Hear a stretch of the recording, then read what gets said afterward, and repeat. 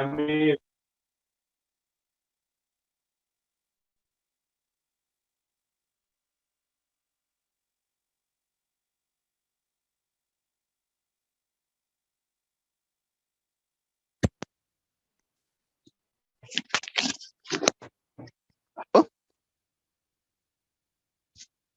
Hello, আসসালামু আলাইকুম sir. জি আসসালাম। আচ্ছা, আমার কথা এতক্ষণ শুনতে পান নাই না? জি স্যার। আচ্ছা, সো গত ক্লাসে আমাদের মেবি এই ম্যাথটা করা হয়েছে, তাই না? 2.6 করা হয়েছে। 2.5 তো করে দিয়েছিলাম। 2.6 এর মনে হয় একটা অংশ দেখাই দিয়েছিলাম যে আমাদের মোমেন্ট দেওয়া আছে। সো দেখতে হবে মোমেন্ট কোথায় কি আছে। যেমন এই জায়গায় পজিটিভ মোমেন্ট আছে, এখানে আছে, এখানে আছে। এই দুইটাতে হচ্ছে নেগেটিভ মোমেন্ট। তো এই মোমেন্টগুলোর জন্য আমাদের হচ্ছে রিইনফোর্সমেন্ট ক্যালকুলেট করতে হবে। এটাই বলছে। এটা কি করাই দিছিলাম গত ক্লাসে?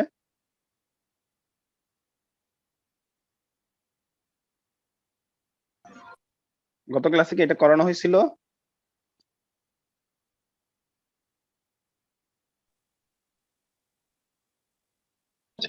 আচ্ছা, বুঝছি, করানো হয়নি। না, করানো হইলো, আপনারা কেউ দেখেন নাই। আচ্ছা, দেখি কি করানো হয়েছিল গত ক্লাসে।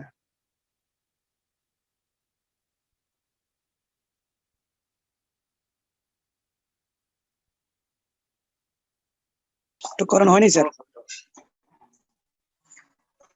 আচ্ছা, কতটুকু করাইছি দেখি।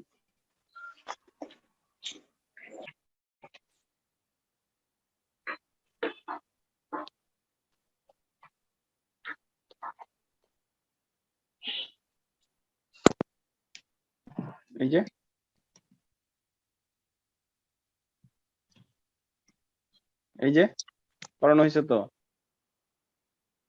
কেউ দেখেনি নাই, ভিডিও দেখেন নাই কেউ, না? না। ভালো, তাহলে কিভাবে হবে? আচ্ছা, যাই হোক, আবার বলি আমি। আমার কাজ পড়ানো, আমি পড়াচ্ছি। আপনারা যদি না পড়েন তাহলে কিন্তু আমার কিছু করার নেই।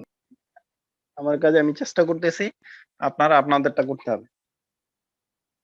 এটা হচ্ছে আপনি যত প্র্যাকটিস করবেন তত বুঝবেন, আর যত বুঝবেন তত বলবেন, যত বলবেন তত প্র্যাকটিস করবেন।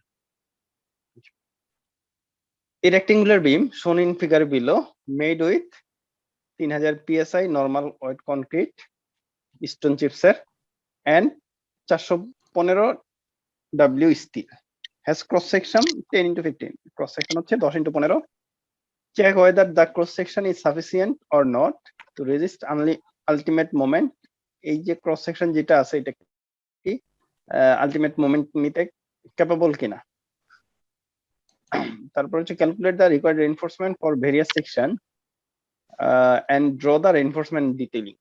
আমাদেরকে এই যে যেই জোনে মোমেন্ট দেওয়া আছে ওই মোমেন্টের জন্য রিইনফোর্সমেন্ট ক্যালকুলেট করতে হবে এবং হচ্ছে এটা ডিটেইলিংটা দেখাইতে হবে। আচ্ছা, সো এই জায়গায় যেগুলো দেওয়া আছে ওইগুলো একটু দেখি। যেমন হচ্ছে বলা আছে বিমের সাইজ হচ্ছে 10 ইন্টু 15, 10 ইন্টু 15। তাহলে এই যে এই জায়গায় হেয়ার বি ইকুয়াল টু 10 আর ডি ইকুয়াল টু এই 15 থেকে 2.5 বাদ দিব। 15 থেকে যদি 2.5 বাদ দেই তাহলে কত হইতেছে? 12.5, মানে এফেক্টিভ ডেপথ 12.5 ফর 415 ডব্লিউ যদি স্টিল হয় তাহলে এটার এফওয়াই হচ্ছে 60 কেএসআই। ওইটাই বলা হয়েছে 60 ksi normal weight concrete F prime C equal to 3 ksi. তাহলে এখন হচ্ছে রো ম্যাক্স যেটা ওইটা আমরা বের করব। রো ম্যাক্স এর ইকুয়েশন কি? Rho max equal to 0.85 rho B beta 1 F prime C divide by F Y into হচ্ছে 0.003 কনক্রিটের স্ট্রেন আর এটা হচ্ছে স্টিলের স্ট্রেন।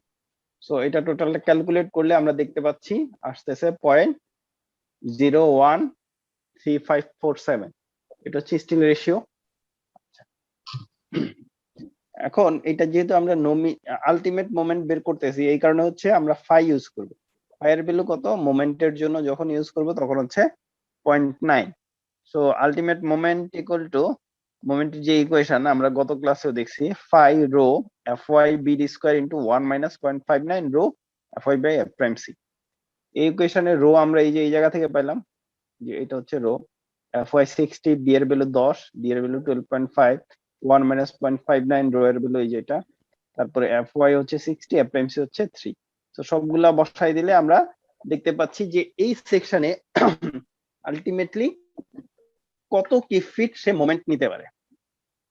সো এটা হচ্ছে ম্যাক্সিমাম আপনার এই পরিমাণ মোমেন্ট নিতে পারে যেই রিইনফোর্সমেন্ট, যদি আমরা ম্যাক্সিমাম রিইনফোর্সমেন্ট প্রোভাইড করি তাহলে হচ্ছে এই পরিমাণ রিইনফোর্সমেন্ট সে নিতে পারে, বুঝছেন? আচ্ছা, for the given figure maximum ultimate moment developed in the beam, এই যে এই জায়গায় ম্যাক্সিমাম কত 70, আর বাকিগুলো হচ্ছে 70 এর চেয়ে কম, তাই তো? সো আমাদের এই জায়গায় 70 বলা আছে।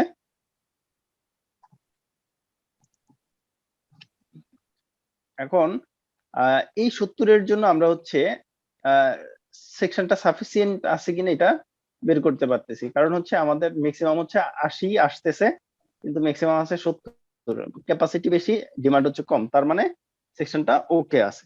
এখন রিইনফোর্সমেন্ট ক্যালকুলেট করার জন্য আমাদের বেসিক যে ইকুয়েশন আছে, AS equal to M equal to AS FY D minus A by 2, যেহেতু এটা MU করতেছি, আলটিমেট করতেছি, সেই ক্ষেত্রে প্রতিটাতে ফাই গুণ হবে। সো ফাই যদি গুণ হয় তাহলে হচ্ছে এই জায়গায় আমরা এসটা বের করতে পারতেছি, এই যে মোমেন্ট, যেটা মোমেন্টটা আমরা ওই জায়গায় কি বলে মোমেন্টের ভ্যালু যখন 50 হবে MU, তখন এই জায়গায় 50 বসাই দিব, এটা কি ফিট আছে তো ইনটু দিব 12 দিয়ে, ডিভাইড বাই 5 এর ভ্যালু 0.9, FY এর ভ্যালু হচ্ছে 60, D এর ভ্যালু হচ্ছে 12.5, এর ভ্যালু হচ্ছে এই জায়গা থেকে বের করে নিচ্ছি, এর ভ্যালু কিভাবে বের করতেছি, S FY divide by 0.85 F prime C B, তখন আমরা পাচ্ছি 2.35 AS। সো এই জায়গা থেকে এর ভ্যালু বসাই দিলে আমরা টোটালটা ক্যালকুলেট করলে AS এর একটা ভ্যালু পাবো, ঠিক আছে? সিমিলারলি মোমেন্ট যখন 60 হবে তখন একটা AS এর ভ্যালু পাবো, 70 হইলে AS এর আরেকটা ভ্যালু পাবো। সো এইভাবে হচ্ছে আমাদের রিইনফোর্সমেন্ট কতটুকু লাগতেছে এটা বের করতে পারছি। বুঝতে পারছেন কি কিভাবে করা হয়েছে? স্যার এমইউ না কি বললেন স্যার? আলটিমেট মোমেন্ট MU, আর AS sir? Area of still.